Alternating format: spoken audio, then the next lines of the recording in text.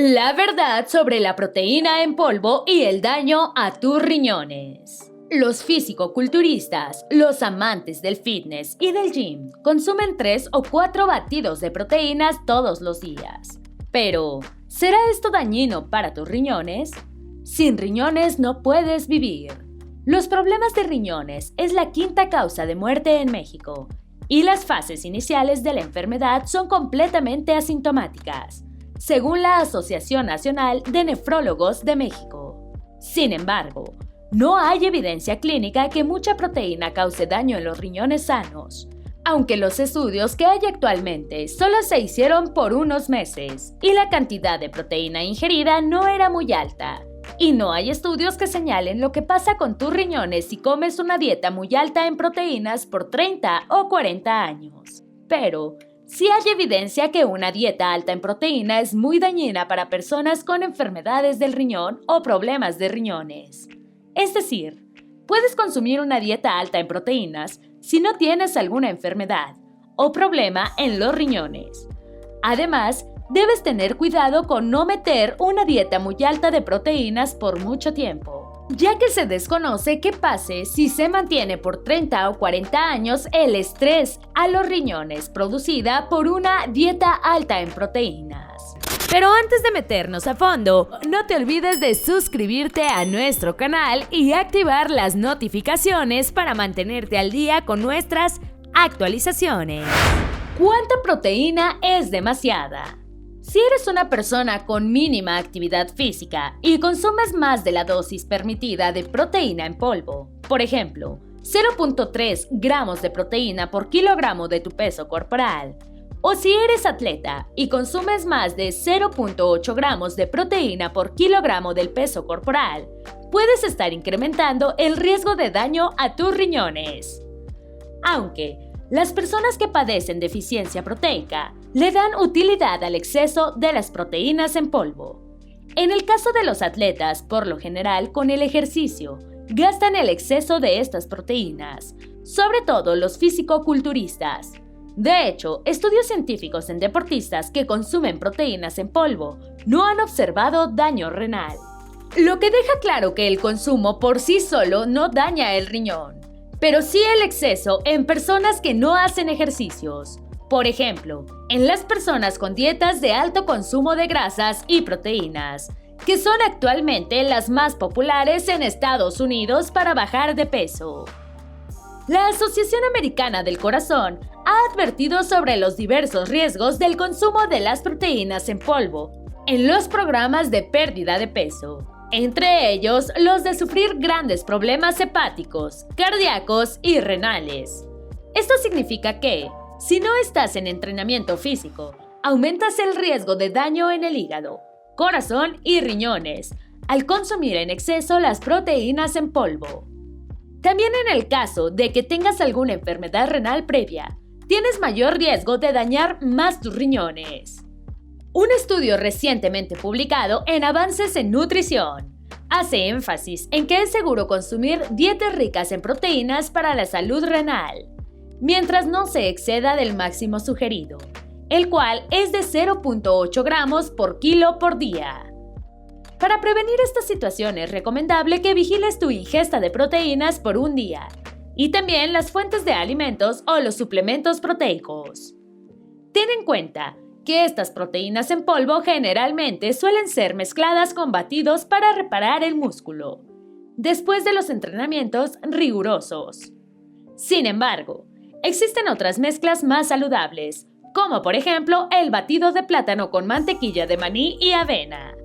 En este caso, los plátanos te van a aportar carbohidratos de rápida absorción, que te ayudarán a aumentar los niveles de azúcar en tu cuerpo y favorecerán el crecimiento de tus músculos. Por su parte, la mantequilla es rica en grasas insaturadas, es decir, grasas saludables. Te permitirán la recuperación de las articulaciones después de una jornada de gimnasio. Como ves, no todo tiene que ser proteína. ¿Cómo se prepara ese batido? Simple.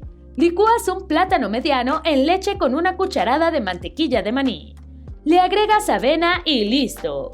Ese batido te aportará de 15 a 30 gramos de proteínas, además de carbohidratos y grasas saludables. Otra opción es el consumo de alimentos con alto contenido de caseína. Esta es una proteína que se absorberá lentamente. Esta proteína se encuentra en el requesón, en una porción de 11 gramos de proteína por cada 100 gramos de requesón. Este es un alimento ideal para los deportistas que practican el fisicoculturismo. Sobre todo, viene bien consumirlo después del entrenamiento, porque tiene poca grasa y no eleva los niveles de azúcar o glucosa en sangre.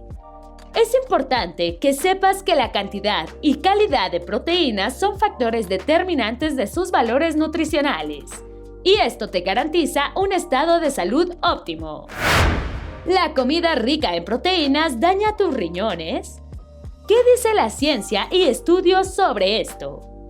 La respuesta es que aunque aumenta la presión en los riñones y hace que se filtre más sangre, una comida rica en proteínas no dañará tus riñones si tienes riñones sanos. Estudios en ratones de tipo salvaje han demostrado que la dieta alta en proteínas aumenta el peso del riñón, la tasa de filtración glomerular y el flujo sanguíneo renal, al tiempo que reduce la resistencia vascular renal.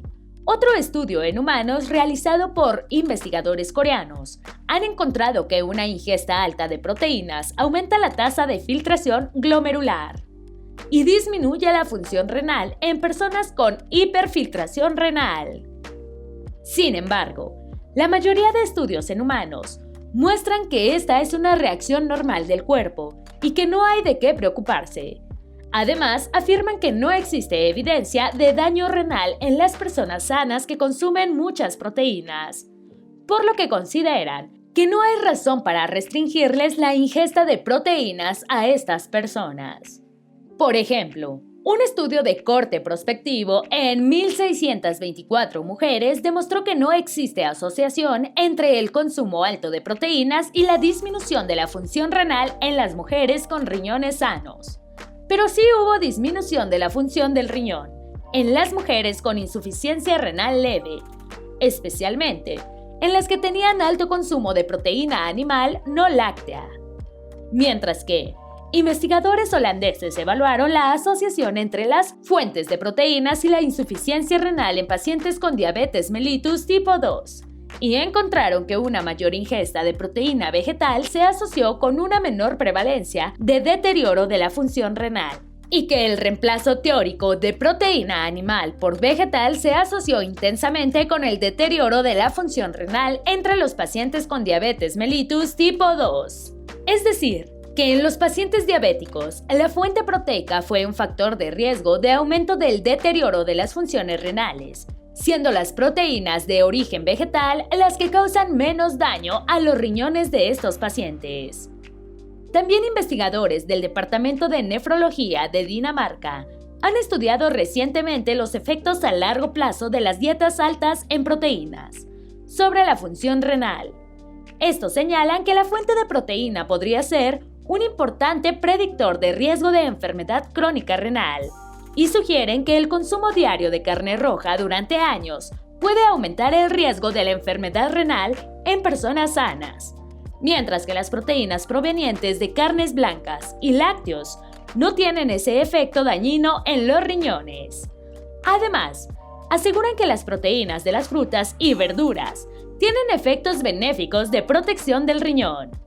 A pesar de esto, los investigadores afirman que sus resultados no permiten una conclusión definitiva sobre los efectos dañinos en los riñones de la ingesta alta de proteínas a largo plazo, por lo que recomiendan la detección de la enfermedad crónica renal antes y durante la ingesta alta de proteínas a largo plazo.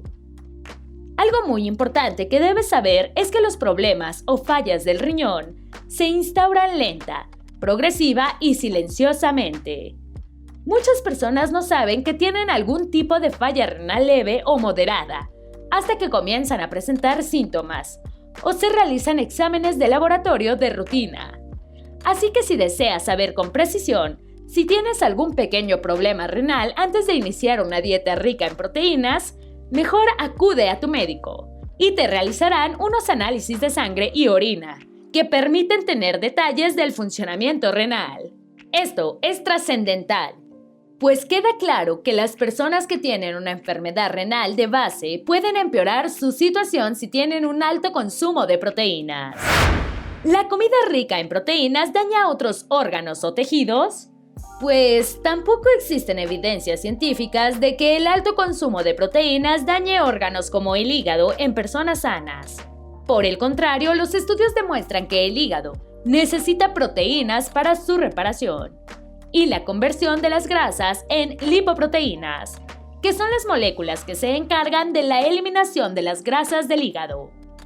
Esto ha sido demostrado en mujeres obesas que consumieron 60 gramos de un suplemento de proteínas.